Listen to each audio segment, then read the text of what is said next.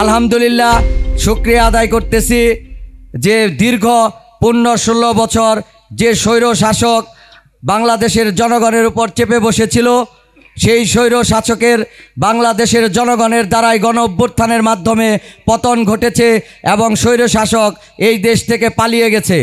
এবং 5ই আগস্টের পরবর্তীতে যে নতুন বাংলাদেশের সৃষ্টি হয়েছে, সেখানে আমাদের বিএনপির ভারপ্রাপ্ত চেয়ারম্যান জনাব তারেক রহমান যে সাম্য মানবিক বাংলাদেশ তৈরি করার লক্ষ্যে বিএনপির সকল স্তরের নেতাকর্মীদেরকে নির্দেশনা দিয়েছেন।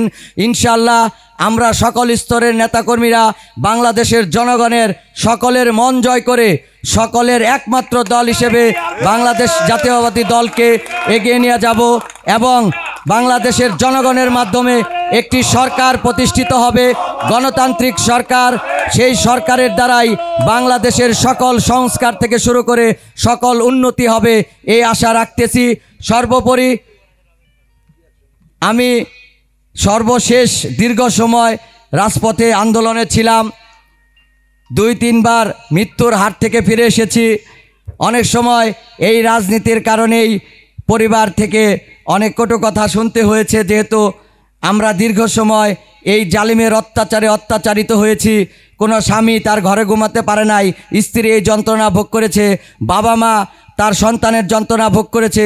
এই সকল কিছুর অবসান হয়েছে, স্বৈরাচারের পতন হয়েছে এবং আমরা সবাই আবার মিলেমিশে সুন্দর এবং সাম্য মানবিক বাংলাদেশ গড়ে তুলব, এই আশাবাদ ব্যক্ত করে সকলকে ধন্যবাদ জানিয়ে এবং আমাকে সংবর্ধনা দেওয়ার জন্য এই কালিহাতী উপজেলা বিএনপির সর্বস্তরের নেতাকর্মীদেরকে আমি আমার দিল থেকে আন্তরিক ধন্যবাদ এবং কৃতজ্ঞতা জানাচ্ছি।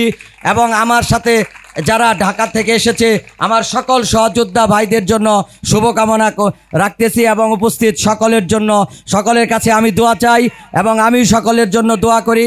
আমাদের যদি কোনো রকম সুযোগ থাকে এই দেশ মাটি মানুষের জন্য ইনশাআল্লাহ আমরা কাজ করে যাব।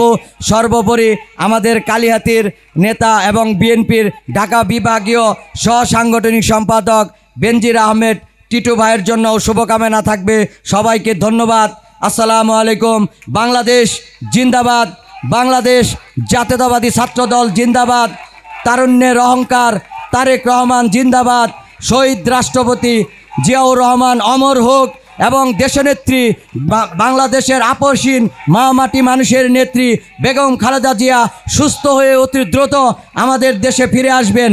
তারেক রহমান বীরের বেশে আসবে ফিরে বাংলাদেশে, তারেক রহমান বীরের বেশে, মা মাটি ডাকছে, তারেক রহমান আসছে, মা মাটি ডাকছে, জিয়া সৈনিক। ধন্যবাদ সকলকে। আসসালামু আলাইকুম। মিশন 90 সংবাদের পিছনে নয়, ভিতরে ছুটি।